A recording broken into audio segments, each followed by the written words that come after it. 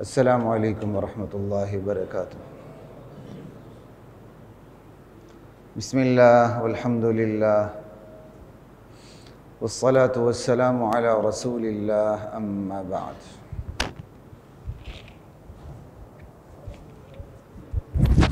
فاعوذ باللہ من الشیطان الرجیم،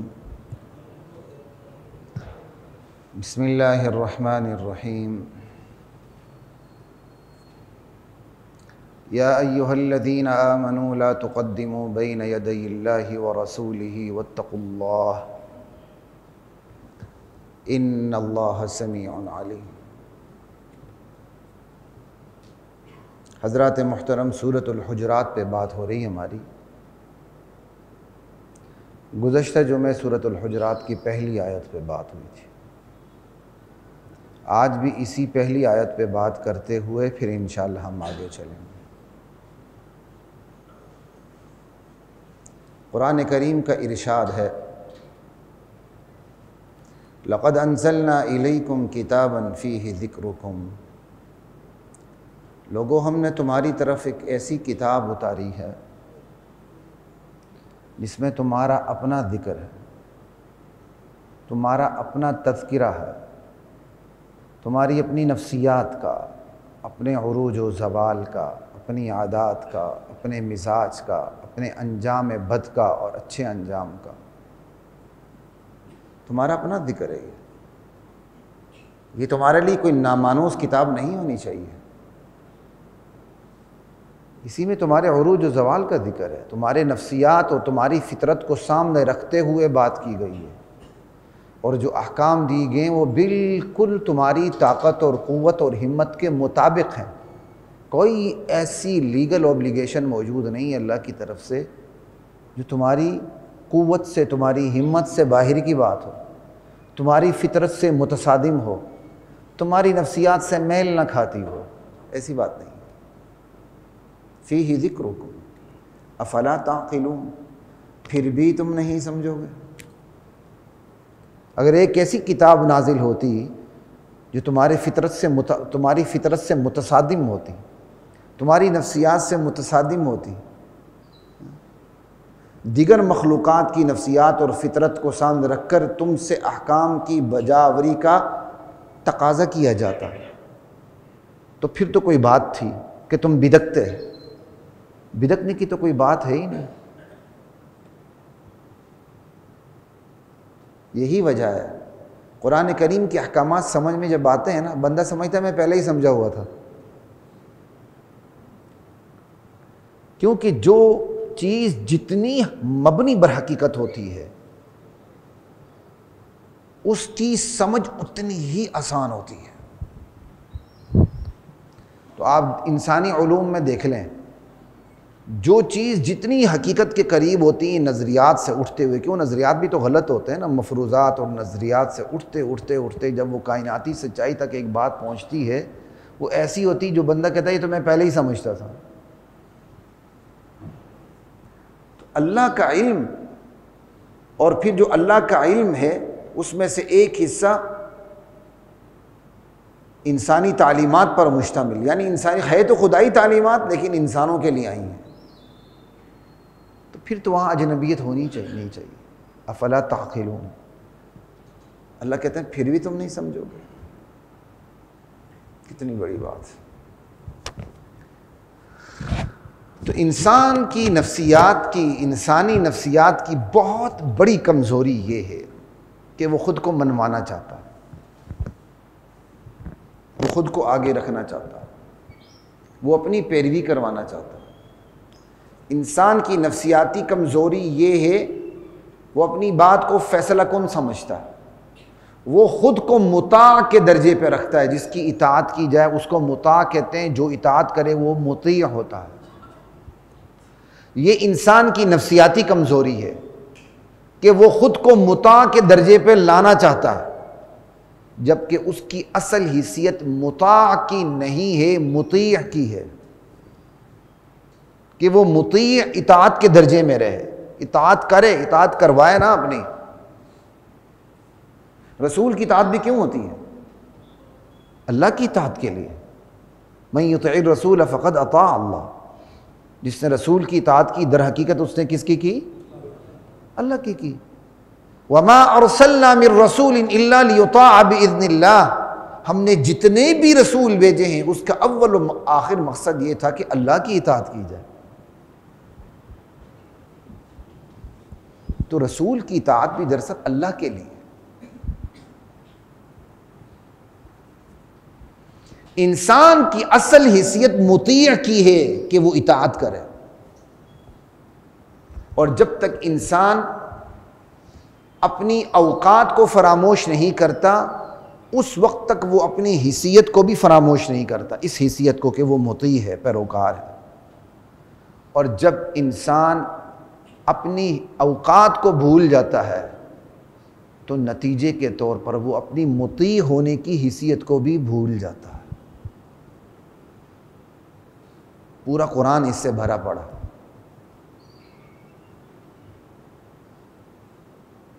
قصہ ابلیس و آدم کو دیکھیں، جب اللہ نے آدم کو سجدے کا حکم دیا وہ اپنی اوقات بھول گیا، وہ بے اوقاتہ ہو گیا۔ اس کا جملہ اس کے بے اوقات ہونے پر، پاجامے سے باہر نکلنے پر دلیل ہے۔ انا خیر من، میں آدم سے بہتر ہوں۔ جب وہ اپنی اوقات بھول گیا کہ میری اوقات، کہ میں تھا ہی نہیں، میں پیدا ہوا ہوں اور پیدا کرنے والے نے مجھے پیدا کیا ہے، جب وہ اپنی اوقات بھول گیا تو اپنے مطیع ہونے کی حیثیت بھی بھول گیا، اور جب مطیع ہونے کی حیثیت بھول گیا اللہ کے سامنے آ گیا، اور اللہ کے سامنے اس نے اپنا ریشنلزم کو رکھ دیا۔ انا خیر من۔ ملک کا ایک نام نہاد دانشور گزرا ہے، پتہ نہیں ابھی زندہ ہے کہ مرا ہے، وہ کیا تھا جی اس کا نام؟ بڑا مہدی حسن کے ایسا کوئی نام تھا، کوئی پروفیسر تھا یا کوئی دانشور اس طرح نا۔ تو شاید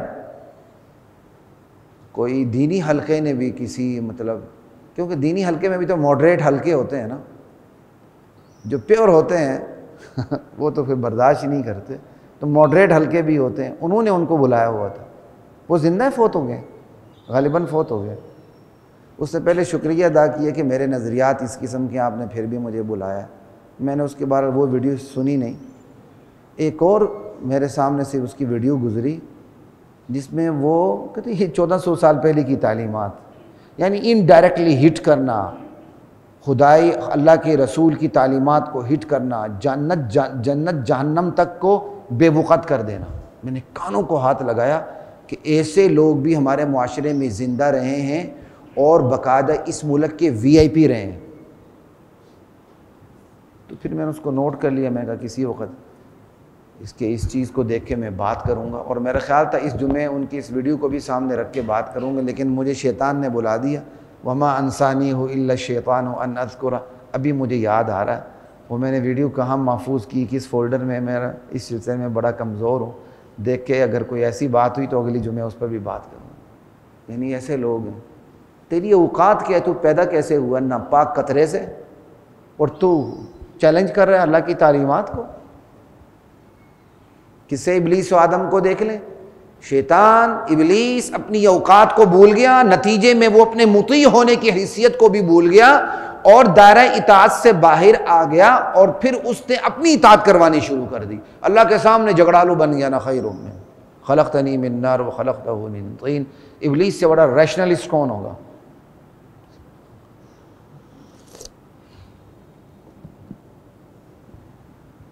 لا الہ الا اللہ۔ اور اس کے مقابلے میں آدم علیہ السلام اپنی اوقات نہیں بھولے کہ میں وہ اللہ کا بندہ ہوں جو مٹی سے پیدا ہوا ہوں، کیچڑ سے پیدا ہوا ہوں، گیلی مٹی سے پیدا ہوں، وہ مٹی جس نے بدبو چھوڑی میں اس سے پیدا ہوا ہوں، پھر میری نسل میرے نطفے سے پیدا ہوگی۔ آدم علیہ السلام اپنی اوقات نہیں بھولے، تو اپنے مطیع ہونے کی کہ میں پیروکار ہوں وہ بھی نہیں بولے۔ نتیجہ یہ ہوا غلطی ابلیس سے بھی ہوئی تھی، غلطی آدم علیہ السلام سے بھی ہوئی تھی، اور نادانی میں ہوئی تھی، بھول کے ہوئی تھی۔ اللہ نے ان کی غلطی کا دفاع کیا ہے، پس منظر کا دفاع کیا، فنسیا، میرا آدم بھول گیا تھا، اس نے کیا کہتے ہیں ارادتاً یہ غلطی نہیں کی، وَلَمْ نَجِدْ لَهُ عَزْمًا۔ جب آدم علیہ السلام اپنی اوقات نہیں بھولے کہ میں پیدا کیسے ہوا ہوں، میری تخلیق کے مراحل کیا ہیں۔ ابلیس کو دیکھ لینا، آگ سے پیدا ہوا ہے، آگ کوئی جاندار چیز ہے، لیکن کہاں پہنچا تھا وہ، فرشتوں کا سردار بنا بیٹھا تھا۔ آدم علیہ السلام کو دیکھ لیں، کہاں سے پیدا ہوئے تھے، کہاں پہنچے، اوقات نہیں بولے، حیثیت بھی نہیں بولی، جیسی غلطی ہوئی کہا ربنا ظلمنا انفسنا وَإِن لَّمْ تَغْفِرْ لَنَا وَتَرْحَمْنَا لَنَكُونَنَّ مِنَ الْخَاسِرِينَ۔ اے پروردگار، غلطی ہو گئی، ہم میاں بیوی دونوں نے اپنی جانوں پہ ظلم کیا، وَإِن لَّمْ تَغْفِرْ لَنَا وَتَرْحَمْنَا لَنَكُونَنَّ مِنَ الْخَاسِرِينَ۔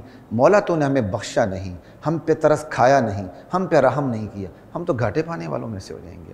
میاں بھی بول اٹھا اور بیوی بھی چیخ اٹھی، ربنا ظلمنا انفسنا۔ اس پر مجھے اپنے والدین کی بات یاد آئی۔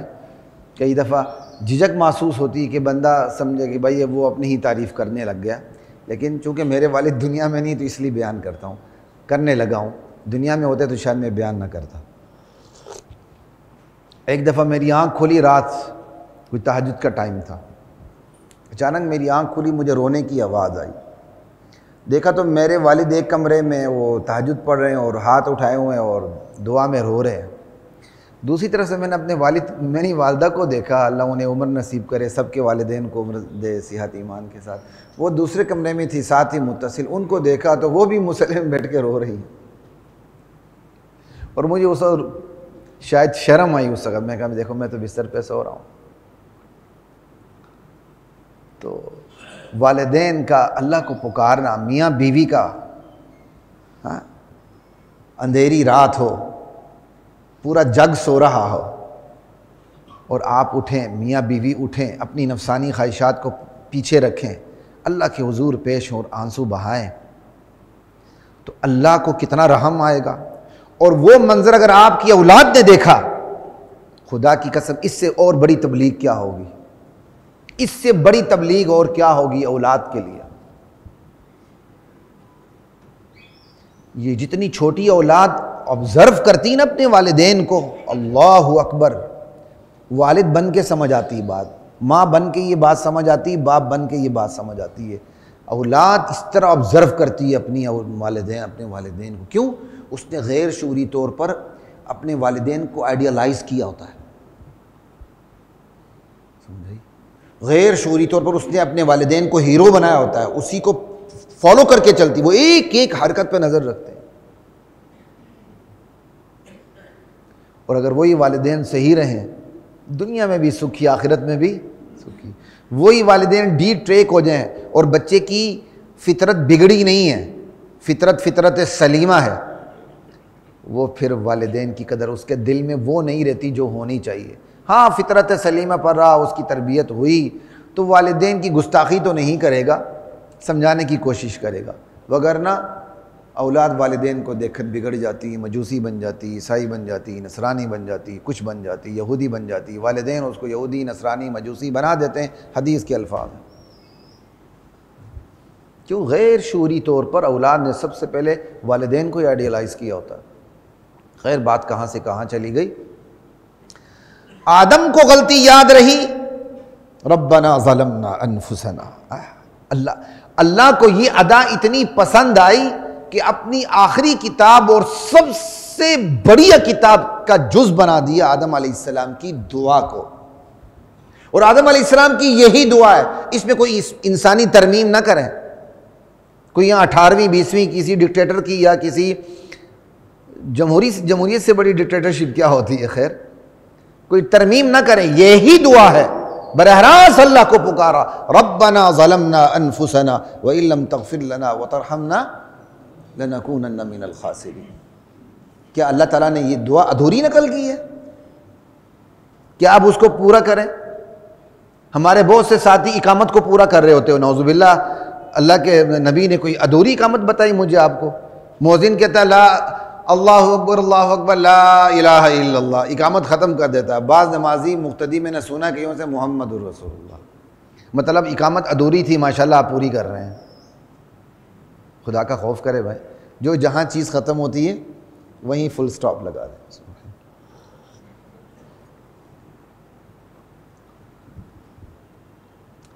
اپنی اوقات یاد رہے، مطیع ہونے کی حیثیت یاد رہتی ہے، اپنی اوقات بھول جائے، مطیع ہونے کی حیثیت بھول جاتی۔ ابلیس و آدم کے قصے سے کلیئر ہے۔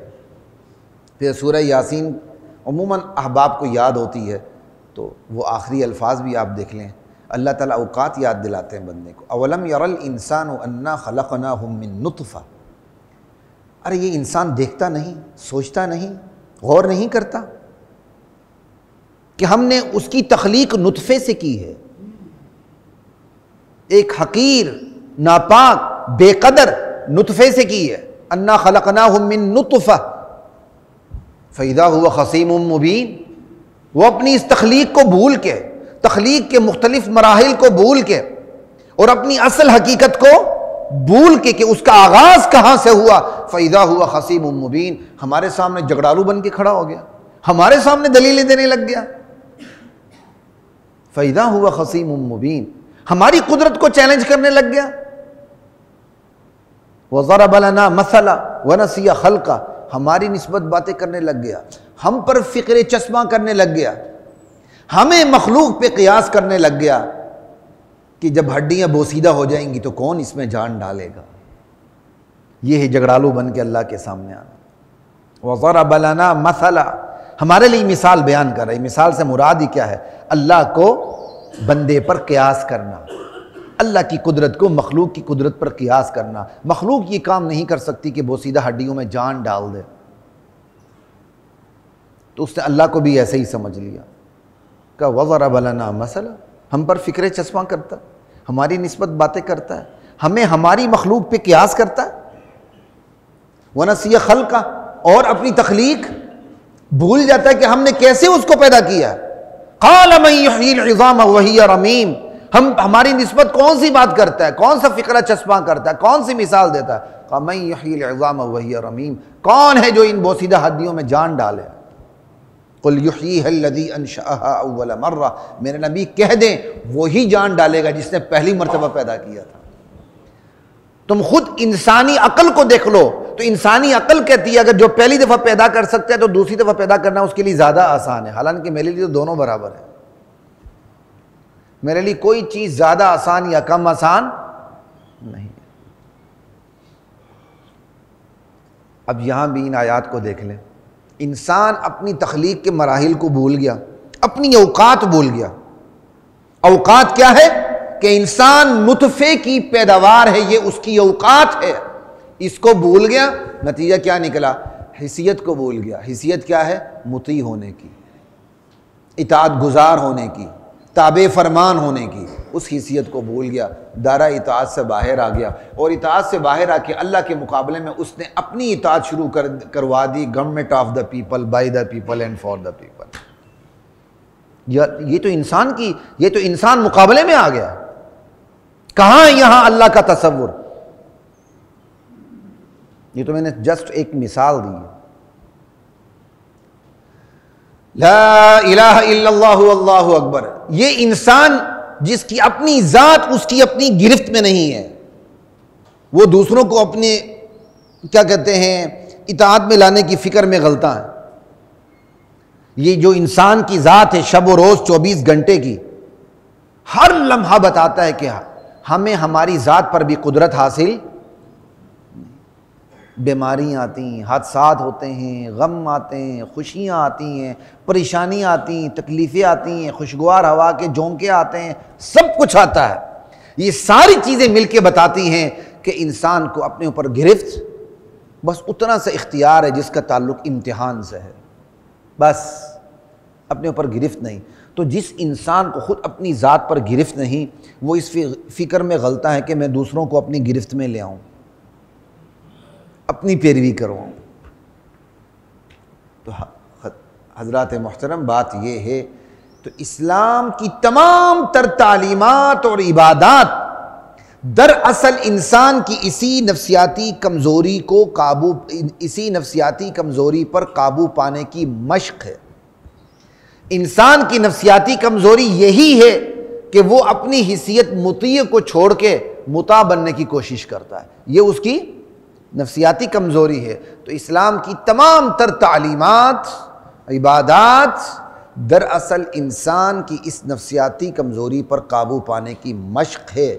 یہ جب بندہ تعلیمات پہ، عبادات پر عمل کرتا ہے تو قدم قدم پر اسلامی تعلیمات، عبادات اسے یہ باور کرواتی رہتی ہیں کہ تو مطیع ہے، مطاع نہیں ہے، تو تابع فرمان ہے، تیری پیروی نہیں ہوگی، تم سب نے مل کر ایک کی پیروی کرنی ہے اور وہ ہے اللہ۔ آپ عقائد اور نظریات سے لے کر اخلاق، معاملات سب کو دیکھ لیں، قدم قدم پر آپ اپنی مرضی کر سکتے ہیں، نظریات میں، عقائد میں، اعمال میں، عبادات میں، اخلاقیات میں، کرسی پہ بیٹھ کر، طاقت کے منصب پر بیٹھ کر، دکان میں بیٹھ کے، چیمبر میں بیٹھ کے، زندگی کا کون سا لمحہ، یہاں تک کہ واش روم میں بھی بیٹھ کے آپ اپنی مرضی کر سکتے ہیں؟ ہر لمحہ قدم قدم پر مجھے اور آپ کو یہ بتانے کے لیے ہے کہ تم مطیع تو ہو، مطاع نہیں ہو۔ تو انسان اسلام کی جو تمام تر تعلیمات جو دراصل انسانی نفسیاتی کمزوری پر قابو پانے کی مشق ہے، ان تمام تر تعلیمات کو اللہ تعالیٰ نے ایک جملے میں ادا کر دیا۔ یہ اس کا معجزانہ کلام ہے، ایک جملے میں۔ وہ وہی جملہ ہے جو میں نے پچھلی نشست میں بھی میں نے کہہ دیا تھا، اور یہ اس نشست میں بھی آ رہا ہے۔ یا ایھا الذین آمنوا، اے ایمان والو، لا تقدموا بین یدی اللہ ورسولہ واتقوا اللہ، اپنی ذات کو، اپنی انا کو، اپنی رائے کو، اپنے مشورے کو، اپنے فیصلوں کو، اپنی پنچایت کو، اپنی عدالت کو، اپنے جرگوں کو، اپنے مزاج کو، اپنی ترجیحات کو، اپنی ٹینڈنسیز کو اللہ اور اس کے رسول سے آگے نہیں کرنا۔ ان تمام چیزوں کو خدائی تعلیمات اور رسول اللہ کی تعلیمات کے پیچھے کرنا ہے، پیچھے رکھ کے چلنا ہے۔ لا تقدموا بین یدی اللہ ورسولہ واتقوا اللہ، اس معاملے میں اللہ سے ڈرتے رہنا ہے۔ ان اللہ سمیع علیم، اللہ تمہارے دلوں کی حال تک کو جانتا ہے، تمہارے آپس کے مشورے، رائے، فیصلے، حکم سب کو جانتا ہے۔ تو اسلام کی تمام تر تعلیمات جو انسانی نفسیاتی بنیادی کمزوری پر قابو پانے کی مشق ہے، وہ صرف ایک جملے میں سورۃ الحجرات کی پہلی آیت میں اللہ نے ادا کر دی۔ کتنا معجزاتی کلام ہے یہ۔ اب میرے سمیت ہر بندہ، اللہ کے بعد سب سے زیادہ علم بندے کو خود اپنی ذات کے بارے میں ہوتا، کسی اور کو بھی، ماں باپ کو بھی، میاں کو بیوی کا نہیں، بیوی کو میاں تک کا نہیں ہوتا، اگرچہ بہت کچھ پتہ ہوتا، لیکن اللہ کے بعد سب سے زیادہ پتہ انسان کو خود اپنی حالت کا ہوتا۔ میرے سمیت ہر بندہ یہ دیکھ لے کہ وہ زندگی کے کن کن مراحل میں، کن کن مواقع میں اللہ اور اس کے رسول سے آگے پیش قدمی کرتا اور کرنے کی کوشش کرتا، بس اپنا احتساب کر لے۔ اسی احتساب سے بندے کی زندگی بنتی ہے۔ وَلْتَنْظُرْ نَفْسٌ مَا قَدَّمَتْ لِغَدٍ، کیا وہ وراثت میں اللہ اور رسول کی تعلیمات کو آگے کرنے کی بجائے پیچھے تو نہیں کرتا؟ اب یہاں بہت نمازی بیٹھے ہوئے ہیں، ٹھیک ہے، میں نے کوئی سروے نہیں کیا، لیکن ہماری عمومی حالت کا ہمیں پتہ ہے، یہاں بہت بڑی تعداد ہوگی جنہوں نے اپنی بہنوں کو حصہ نہیں دیا ہوگا۔ دلیل، جی بہن نے معاف کر دیا ہے، کبھی سنا ہے بھائی نے معاف کر دیا؟ اب تو آپ کو قانون بھی کہتا ہے معاف کرنا نہیں ہے، اور بہت اچھا کہتا ہے۔ ہاں بہن قبضہ کر لے جائے، واپس آئے، پھر آپ کو دے دے، یہ گفٹ لے لے، ماں کے دودھ کی طرح حلال ہے۔ دیا ہی نہیں، نہ پاجی میں معاف کر دی، میں معاف، بس وہ تمہارے گھر کا دروازہ اپنے اوپر بند نہیں رکھنا چاہتی، اپنے سسرال میں بیٹھ کے وہ اپنے میکے کا دروازہ خود کے لیے کھلا رکھنا چاہتی ہے، اپنی عزت برقرار رکھنا چاہتی ہے، خود کو ویٹی دینا چاہتی ہے، وہ مجبور ہو کے ہزاروں کی، لاکھوں کی، کروڑوں کی، اربوں کی جائیداد برباد کر کے تمہارے ہاتھ میں دیتی ہے۔ تمہاری اولاد کی زندگی بنے گی، بہت سے لوگوں کو دیکھ لیں اولاد معذور ہوتی ہے، اولاد بڑی بڑی بیماریوں میں ہوتی ہے، کلید کے دیکھ لیں انہوں نے اپنی بہنوں کو حصہ نہیں دیا ہوتا. اللہ کا حکم نہیں مانیں گے، چماٹ دوسری طرف سے آئے گی. آپ سمجھیں گے کہ میں نے بہن کو حصہ نہ دے کے اپنی بیٹی کو بہت بڑا زیور دے دیا. ایسے بے شرم بھائی ہیں، غریب بہن کو حصہ نہیں دیتے. وہ 2 کمروں میں کیا کہتے ہیں پلٹے کھا رہی ہوتی ہے. وہی غریب بہن جس امیر بھائی کو اس نے جائیداد معاف کی ہوتی ہے، اس کی بیٹی کی جب شادی پہ جاتی ہے تو بیٹی نے ہر انگلی میں سونے کی مندریاں کی ہوتی ہیں. جناب والی شرم نہیں آتی اس بھائی کو کہ وہ اپنی اس بہن کے سامنے جس نے اس کو جائیداد معاف کی ہے، وہ اپنی بیٹی کا سونا سامنے رکھ رہا ہے. اس بہن پہ کیا گزرے گی؟ میں چھٹیوں میں گیا ہوا تھا اپنے علاقے میں، تو میں نے اپنی ایک قریبی عزیزہ کو کہا، میری حقدار تھی، میں کہا جی آپ نے کیوں معاف کی جائیداد؟ بس بیٹا یہ وہ. میں نے کہا آپ کیے کیوں آپ نے یہ کام؟ کیوں جب میں نے ان کی حالت دیکھی تو مجھ سے رہا نہیں گیا، تو میں نے پرواہ بھی نہیں کی. یہ پھر بات کہاں پہنچے گی؟ آپ کو پتہ ہی پھر باتیں تو پہنچتی ہیں نا، پھر ٹکر ہوتی ہے. میں کہا کیوں معاف کیا آپ نے؟ تو بیچاری کھسیانی ہو گئی. کروڑوں کی جائیداد معاف کی، لاکھوں کی نہیں، کروڑوں کی. اور ساتھ کھسیانی ہو کے بیچاری مجھے کہتی ہیں اسٹامپ پہ بھی لکھوا لیا ہے. یعنی یہ بھائی کتنا ظالم ہے، جب بہن معاف کرتا ہے تو بہن پہ اعتبار نہیں کرتا، فوراً اسٹامپ سامنے کر دیتا ہے، یہ لو بہن سائن کرو، شاباش، کاغذات بنوا لیتا ہے. کتنا ظالم ہے یہ بھائی، اسے شرم نہیں آتی. اب یہاں یہ نہیں لا تقدموا بین یدی اللہ ورسولہ واتقوا اللہ، ایمان والو تمہارے ایمان کا تقاضا یہ ہے کہ اللہ اور اس کے رسول کی تعلیمات کے سامنے پیش قدمی. بڑے نمازی، تہجد گزار، دوسروں کے فیصلے کرنے والے، ماشاءاللہ بڑے بڑے قبے تھے، جبے تھے، دبے تھے، بڑے بڑے کراکلے، تو پتہ نہیں کیا کچھ، اور خود بہنوں کو حصہ نہیں دیتے. میری والدہ کی عدت ختم ہوئی، ہم نے اپنی بہنوں کو حصہ دے دیا.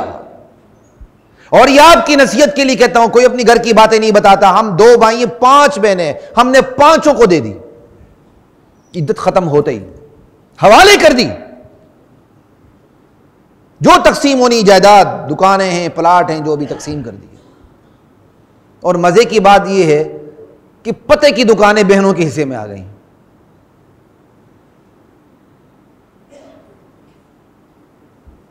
کہا کہ جی 5 سامنے والی ان کو دے دیں گا، لے جائیں. اور پھر باقاعدہ میں نے فون کیا، میں کہا اگر آپ لوگ اس تقسیم پہ راضی نہیں تو میں آپ کے ساتھ کھڑا ہوں. اس تقسیم کو منسوخ کر دیتے، نئے طریقے سے کرتے. کہتے نہیں جی ہم راضی ہیں. میں کہا پھر بھی دیکھ لو، دوبارہ مشورہ کر لو، شرمی میں کل ہمیں نہ پکڑنا، دیکھ لو. راضی کا اللہ کی بہن ہے. بڑے ہوشیار بنتے لوگ، اپنی زندگی میں ہی بیٹیوں کو محروم کر کے بیٹے کے نام ساری لگا دیتے ہیں. یہ ہوشیاری اللہ کو نظر نہیں آ رہی؟ تہجد گزار ہیں جی ماشاءاللہ، چلتے تو پونچے بھی اوپر ہوتے ہیں، ہمارے تو پھر بھی پونچے نیچے ہوتے ہیں. پونچے بھی اوپر ہوتے ہیں ماشاءاللہ. 5 وقت کے نمازی، بلکہ 7 وقت کے نمازی، اشراق، چاش، تہجد، لوگوں کے فیصلے ہم کر رہے ہوتے ہیں، اور خود اپنی بات آ جائے، اس بہن سے بھی معاف، اس بہن سے بھی باس، اس بہن سے بھی معاف، جس سے معاف کرا اسٹام بھی ماشاءاللہ. اللہ نہیں دیکھ رہا. اور ظالم بھائی کو شرم نہیں آتی، جس سے معاف کروائے وہ اس کی اپنی اوقات کیا ہے جا کر دیکھ کر آؤ. تو جس سے تم نے معافی دلوائی ہوئی اپنے لیے، اللہ نہیں دیکھ رہا؟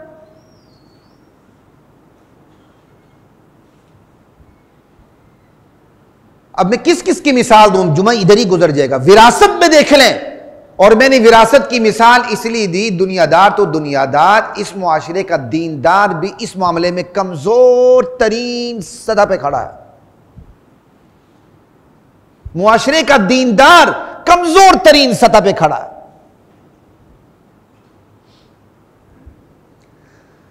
خوش ہوتا ہے کہ میں نے اللہ کے ساتھ چالاکی کر لی ہے.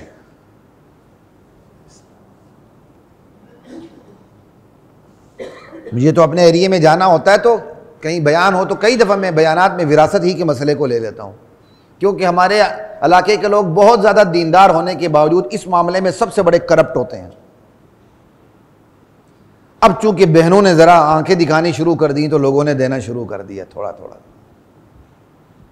ورنہ نہ دیں تو بہنیں نہیں پوچھتی. ہاں چل ٹھیک ہے بھجن ٹھیک ہے. یہاں تو ہر بہن آنکھ دکھا دیتی ہے نا, چھوڑتی نہیں ہے. یہاں تو کافی اس سلسلے میں شعور آ گیا ہے. خاندانی نظام میں اچھی جہاں فوائد ہوتے ہیں وہاں بہت سی اچھی خاصی چیزیں بھی دب جاتی ہیں. خاندانی نظام میں اگر آپ اللہ اور اس کے رسول کی تعلیمات پہ نہ رہے نا, یہ نظام زیادہ ظالم بن کے سامنے آتا ہے. وجہ یہ کہ پھر ایک بندے کی جو غلطی ہوتی ہے وہ ایک بندے کی غلطی نہیں ہوتی, اس غلطی کے ساتھ اس کا پورا خاندان اس کی پشت پہ کھڑا ہو جاتا ہے. میری قوم, میرا قبیلہ, میرا خاندان. یہ انتہائی خطرناک کام ہوتا ہے کہ غلطی ایک بندے کی ہوتی ہے, وہ اگر اکیلا ہو تو دب جائے, اس کے ساتھ اس کی پشت پہ پورا خاندان کھڑا ہو جاتا ہے.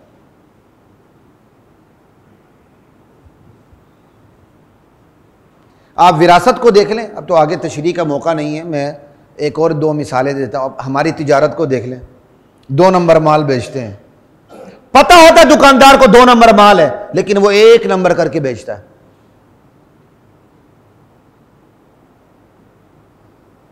پورے لاہور کے مضافاتی علاقے بھرے ہوئے ہیں جہاں سارا بادامی باغ کے سپیئر پارٹس بنتے ہیں, اور وہ پھر وہاں لے جاتے ہیں دینے کے لیے. جن کو دیتے ہیں وہ اتنی مچھر داڑھی والے پگڑی والے بھی ہوتے ہیں, اور وہ پیسے بھی نہیں دیتے چونکہ ان کا اپنا اڈا ہوتا ہے. وہ مال لے لیتے ہیں, اس کو بیچتے ہیں 1 نمبر بنا کے. بیچنے کے بعد پھر اپنا فائدہ رکھ کے ان کی جو کیپٹل اماؤنٹ ہوتی تب واپس کرتے ہیں. اس سے پہلے وہ بھی نہیں کرتے, پھر نیچے دبائے رکھتے ہیں, اگلا مال آئے گا تو تمہیں ملے گا. خدا کی قسم ہماری تجارت کی ایک مثال دے دی, اور بہت کچھ دیکھ لیں. جو چیزیں 100% ناجائز ہیں ان کا استعمال بھی 100% ناجائز ہے. 5 وقت کی نماز والے بھی وہ چیزیں بیچ رہے ہوتے ہیں. چلیں جی ایک چیز ہے, اس کا جائز استعمال بھی ہے, ناجائز استعمال بھی ہے, اور اس کا جائز استعمال زیادہ ہے تو آپ بیچ سکتے ہیں. ناجائز استعمال زیادہ ہے تو آپ احتیاط کریں, اس خباثت سے نکل آئیں. لیکن چلو کم سے کم جائز استعمال بھی ہے تو کوئی راہ نکلنے کی کوئی صورت بن سکتی ہے. لیکن ایک چیز ہے ہی 100% غلط.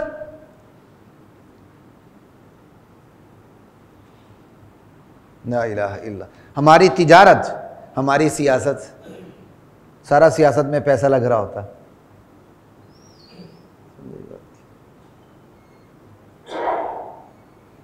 ہماری وراثت, ہماری تجارت, ہماری معیشت سودی.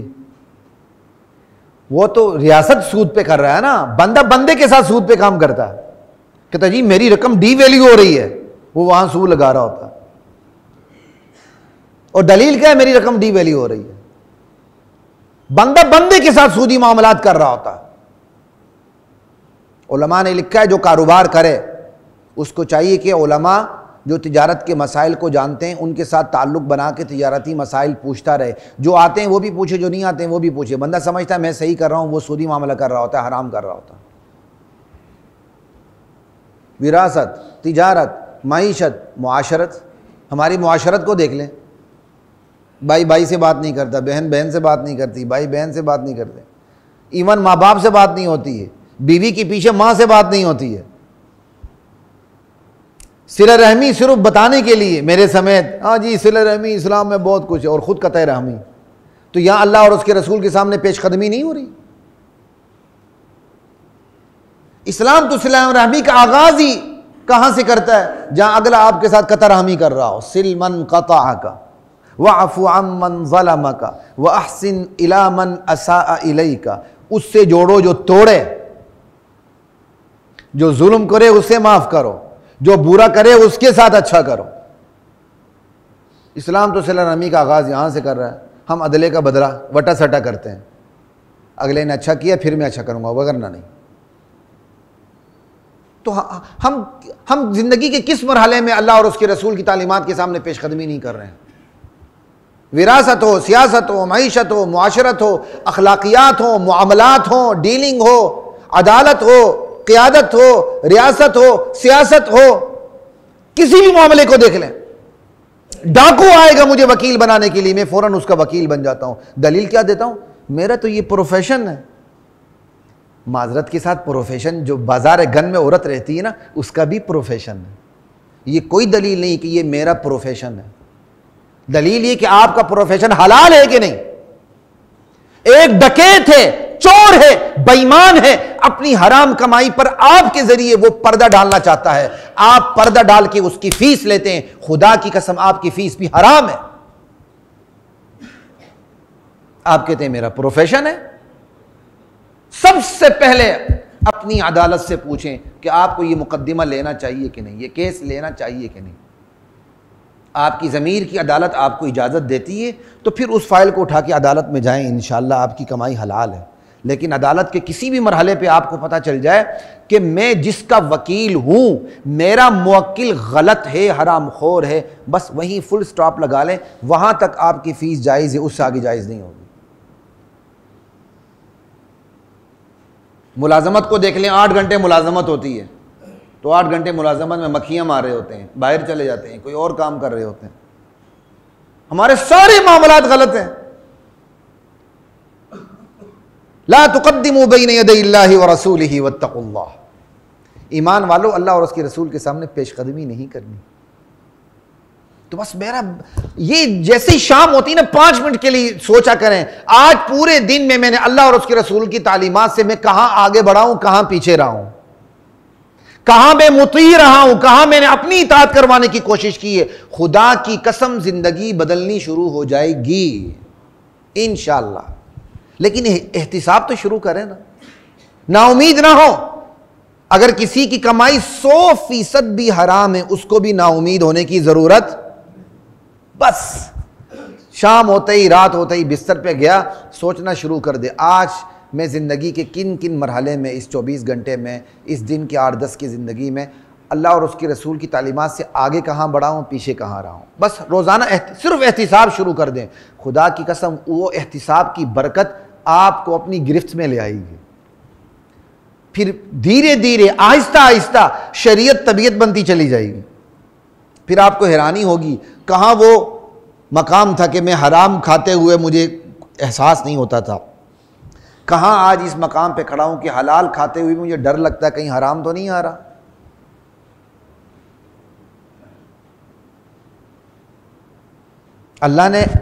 اللہ میرے اور آپ کا پروردگار ہے، الحمدللہ رب العالمین۔ تو جس کا سارا دیا ہوا ہے، جس نے قطرہ ناپاک سے اتنا چنگا بھلا انسان بنا دیا، وہ تقاضا بھی یہی کرتا ہے کہ زندگی کے تمام مراحل میں میرے غلام بن جاؤ، میرے مطیع بن جاؤ۔ مطاع میں ہوں، تم نہیں ہو۔ ایک ملازم کو ہم رکھتے ہیں تو ہماری نفسیات کیا ہوتی ہے؟ جو ملازم چوں چراں شروع کر دے، اگلے دن آپ کہتے ہیں جا بھائی چل۔ تو ملازم ہے کہ کیا ہے؟ یہ ہماری نفسیات ہے۔ ہم تو چندہ دے کر بھی اگلے سے عبدیت کا تقاضا کرتے ہیں، میں نے چندہ دیا لہذا جس کو چندہ دیا ہے وہ میرے سامنے ہاتھ باندھ کے غلام بن کے کھڑا ہو۔ ہم جس کو چندہ دیتے ہیں اس سے بھی عبدیت کا تقاضا کر رہے ہوتے ہیں۔ میرے اپنے احباب ہیں، میں سب کو جانتا ہوں، ہم فلاحی اداروں کے لیے کچھ کام بھی کر رہے ہوتے ہیں، تو اپنے ساتھیوں کی مزاج شناسی تو ہمیں ہوتی ہے۔ اگلا 2 دے کے منوانے کی بھی کوشش کرتا ہے، حالانکہ اس کو پتہ ہوتا ہے یہ بندہ خود ہر دماغ ہے، مانتا کسی کی نہیں ہے۔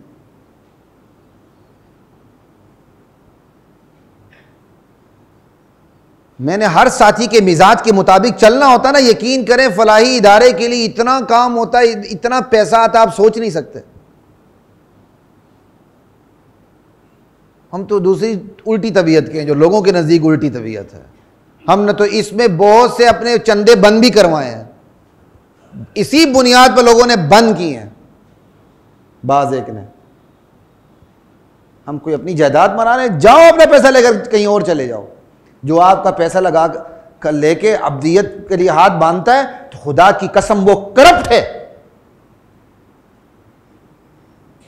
آپ ایک فلاحی کام کر رہے ہیں اور آپ سے کوئی چندہ لے گیا, آپ کے سامنے ایسا ہوتا ہے تو اس کی اپنی کوئی ہے اس کے اندر, ورنہ اس کا احسان ہے آپ کے اوپر کہ آپ کا پیسہ وہ اللہ اور اس کے رسول کے راستے پہ لگا رہا ہے, نہ کہ آپ اس پر احسان ڈالیں. آپ شکر نہیں کرتے کہ آپ کے حلال مال کو راستہ مل رہا ہے کہ کہاں لگنا ہے. حلال مال کہاں لگے کہاں نہ لگے یہ چھوٹی ذمہ داری ہے. فلاح و بہبود کے وہ تمام ادارے جس کا تعلق مسجد سے ہے, مدارس سے ہے اور یتیم خانوں سے ہے, کوئی اور کیا کہتے ہیں ویلفیئر کے کاموں سے جہاں حلال حرام کی تمیز ہوتی ہے, خدا کی قسم وہ لوگ ہمارے محسن ہیں. ان تمام پیسوں کا حساب کتاب رکھنا, زکوٰۃ کو زکوٰۃ والی جگہ پہ لگانا, عام ڈونیشن کو عام ڈونیشن والی جگہ پہ لگانا, یہ کوئی چھوٹی ذمہ داری نہیں ہے, بہت بڑی ذمہ داری ہے. وہ تو میرے اور آپ کے محسن ہیں, الٹا ہم 10 روپے دے کے خود محسن بن کے ان سے عبدیت کا تقاضا کر رہے ہوتے کہ وہ ہمارے بندے بن کے سامنے کھڑے ہوں. لا الہ الا اللہ. اب میں یہ لا تقدموا بین یدی اللہ پہ ایک علمی پہلو کو ڈسکس کرتا ہوں, اس کے بعد انشاءاللہ بات کو ختم کرتے ہیں, وقت بھی ختم ہو رہا ہے. اللہ فرماتے ہیں یا ایھا الذین آمنوا لا تقدموا بین یدی اللہ ورسولہ واتقوا اللہ. ایمان والو اللہ اور اس کے رسول کے سامنے پیش قدمی نہیں کرنا. اسی کی ڈیٹیل میں دوسری آیت ہے یا ایھا الذین آمنوا اطیعوا اللہ واطیعوا الرسول واولی الامر منکم. اللہ کی اطاعت, اللہ کے رسول کی اطاعت اور اولی الامر جو علماء ہیں, فقہاء ہیں اور نیک حکمران ہیں, ان کے درست احکام ہیں, ان کی اطاعت. تو قرآن اطاعت کے 3 مراکز بیان کرتا ہے, پھر 3 کو 2 میں سمیٹ لیتا ہے قرآن اور سنت, پھر 2 کو 1 میں سمیٹ لیتا ہے صرف قرآن اور صرف اللہ. 3 ہیں, 3 2 میں, 2 1 میں. رسول کی بھی اطاعت کس کے لیے ہے؟ من یطع الرسول فقد اطاع اللہ. 3 مراکز ہے, 3 سمٹ کے 2 میں آ جاتے ہیں, 2 سمٹ کے 1 میں آ جاتا ہے. ٹھیک ہے, یہ ہماری زندگی ہے. اس منہج سے جو بھی باہر نکلتا ہے نا تو اپنا کھانا خراب کرتا ہے. اب ہمارے معاشرے میں چونکہ دینی تعلیم کا بہت فقدان ہے تو پھر ہر قسم کی بحثیں چلتی ہیں. میں ان بحثوں میں پڑھتا نہیں ہوں, الحمدللہ یہ ممبر اور آپ لوگ گواہ ہیں. تقلید پہ بحث, عدم تقلید پہ بحث, سمجھ آئی بات کی؟ بھائی تقلید بھی جائز ہے, عدم تقلید بھی جائز ہے, معین تقلید بھی جائز ہے, غیر معین تقلید بھی. ہاں امت کی اکثریت آج معین تقلید کر رہی ہے, وہ بالکل درست کر رہی ہے, غلط نہیں کر رہی. ان پر فتوے لگانے والے حرف غلط سے بڑھ کر غلط ہیں. جو تقلید نہیں کر رہے وہ بھی صحیح کریں, لیکن اس بنیاد پر ایک دوسرے پر بوچھاڑ کرنا, اپنا منجن بیچنا, یہ ناجائز ہے. کر سکتے بیٹا, بیان ہو رہا ہو نا تو اس کے بھی کچھ آداب ہوتے ہیں. ٹھیک ہے, بیٹھو آپ.